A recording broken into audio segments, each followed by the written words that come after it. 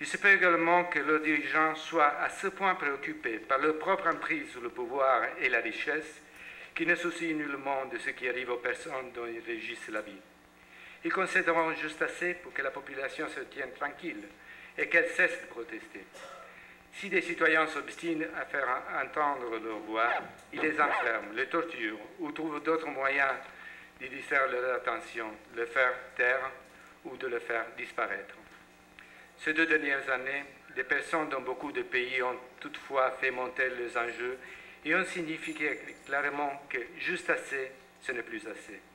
Dans de nombreux pays, ils ont affronté leur gouvernement, pas uniquement au Moyen-Orient ou en Afrique du Nord, mais aussi dans d'autres régions du monde, sur des questions qui couvrent tout l'éventail des droits civils, politiques, sociaux, culturels et économiques fondamentaux. Ces derniers mois, nous avons continué d'assister dans un certain nombre de pays aux exemples les plus extrêmes de mépris de leurs droits. Plusieurs milliers d'hommes, de femmes et d'enfants ont été torturés à mort, violés, bombardés, mitraillés, abattus, expulsés de leur foyer, privés de nourriture, d'eau, d'électricité et de soins de santé par leur propre gouvernement ou par des groupes armés dont l'unique intention semble de s'accrocher au pouvoir. Ce sont ces gouvernements et ces acteurs non étatiques qui continuent d'adopter un comportement aux antipodes de tout ce que nous célébrons lors de la journée des droits de l'homme. Je rends aujourd'hui hommage à tous ceux qui ont tant souffert et cherchent à obtenir ce qui leur appartient légitimement, et à tous ceux qui, à leur manière, et dans d'autres pays, que ce soit à Santiago, au Caire, à Athènes, à Moscou, à New York ou à New Delhi, et ici en Haïti clairement, affirment aussi que nous avons une voix, que nous avons nos droits et que nous voulons participer à la manière dont nos sociétés et nos économies sont gérées, car c'est ainsi que cela doit être. L'idée que nous défendons est qu'une société est un tout complexe, ordonné qui ne peut se priver d'une de ses parties sans s'amoindrir. Il ne s'agit pas d'avoir pitié des personnes handicapées. Il s'agit de leur permettre d'être elles-mêmes et de jouer leur rôle dans la société, parce que, aussi étonnant que cela puisse paraître dans un monde productiviste, notre société a besoin d'elles. Sans nous lancer dans un long exposé théorique, nous pouvons évoquer des éléments d'illustration de ce dernier point.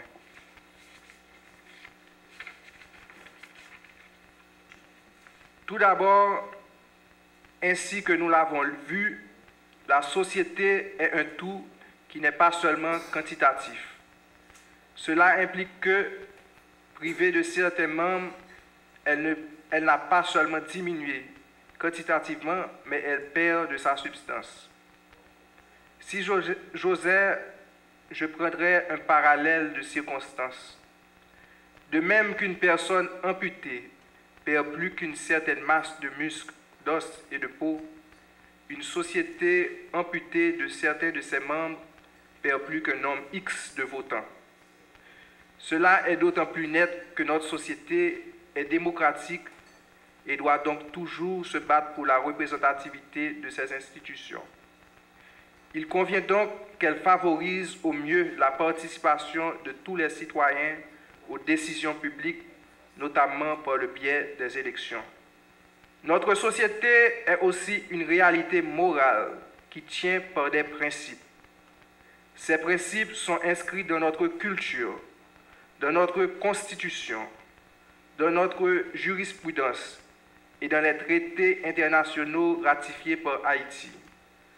La participation de tous à la vie civique, la liberté de participation à la vie publique, le respect des droits de chacun, ce sont des principes ratifiés par notre pays en lui-même et devant les autres nations.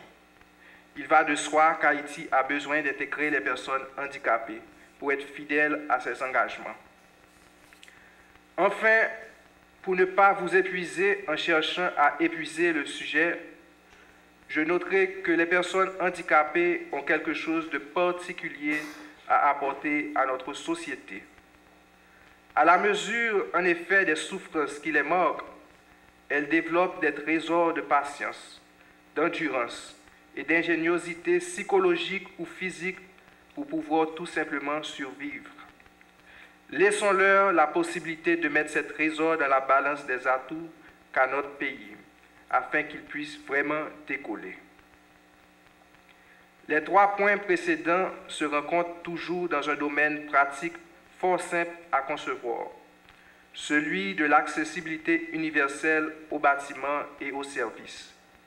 Il est vain de vouloir que les personnes handicapées votent si elles ne peuvent accéder au bureau de vote.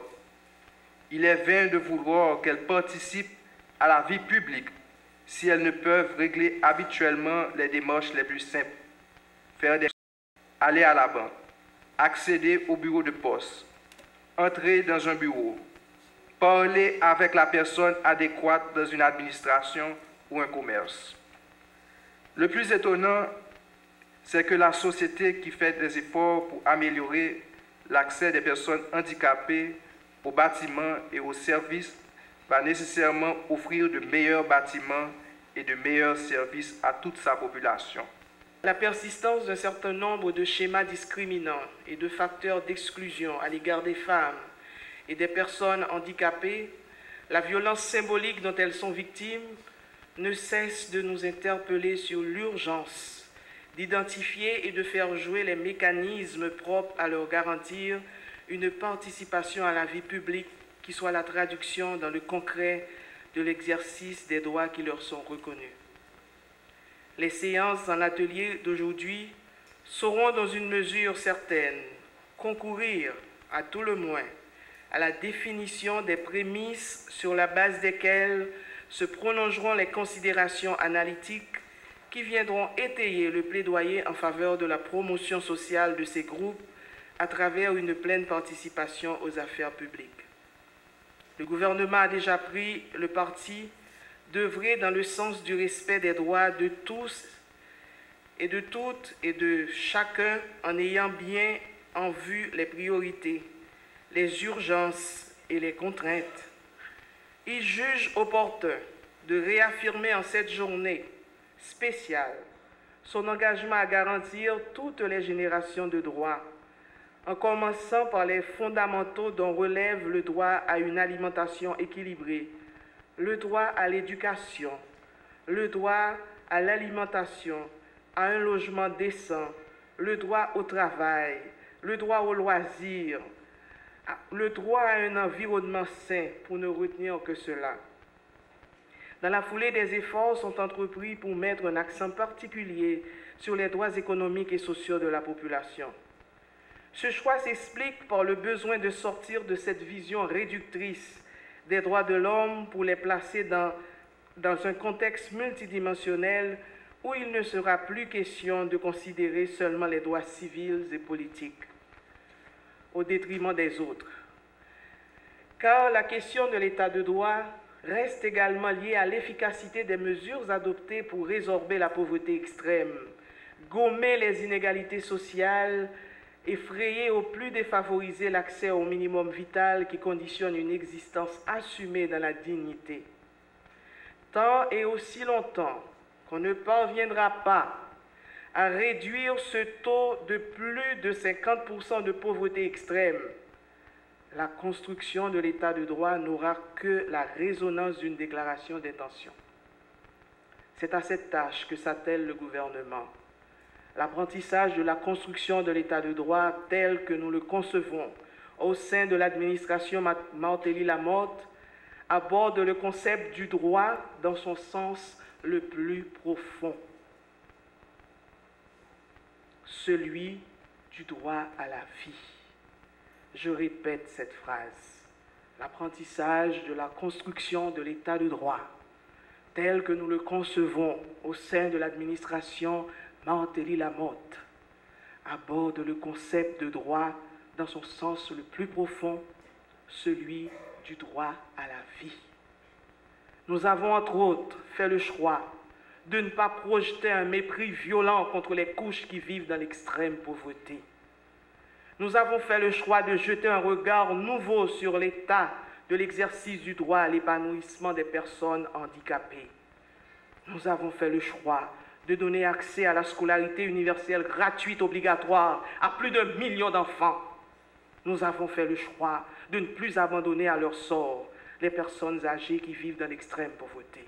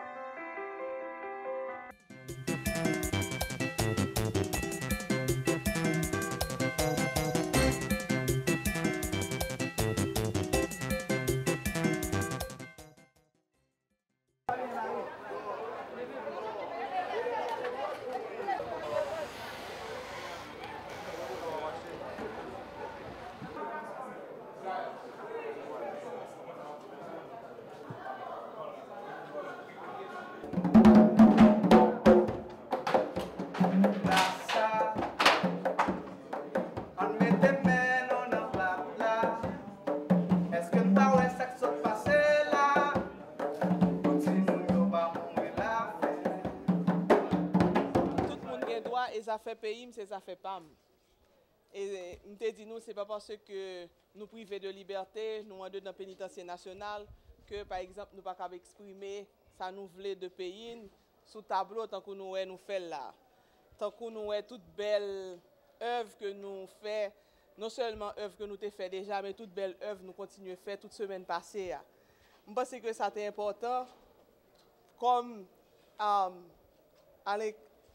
l'occasion de journée droit moun, il est important que voir moun par exemple qui exclut dans la société à faut faire le paraître, il est important au moins pour nous capables partager bel tableau que nous fait avec le public là pour ne pas penser que parce que nous sommes dedans pénitencier national que nous pas capable et participer dans affaires pays tout. Faut connaître que en dedans pénitencier à tout, il richesse pays à là-dedans et c'est ça qui journée jodi a et qui objectif tirer en compte ça que nous fait. C'est vraiment une rencontre pour vraiment nous parler de ça, tant que nous avons fait depuis la semaine passée, l'atelier que nous avons fait, comment nous comprenons la question droit moun, comment nous comprenons la question liberté, tout. Mais pendant que nous vivons fraternité, nous vivons l'amour entre nous, pendant que nous sentons que pendant nous là, nous avons droit participer dans les affaires pays, et participer dans les affaires pays veut dire que c'est montrer que nous sommes capables d'ambassadeurs richesse pays, ambassadeurs culturels pays. Prison longtemps. Je suis en prison depuis 2007. C'est ça. Et commissaire du gouvernement passé, ministre de la Justice passé, je suis toujours là.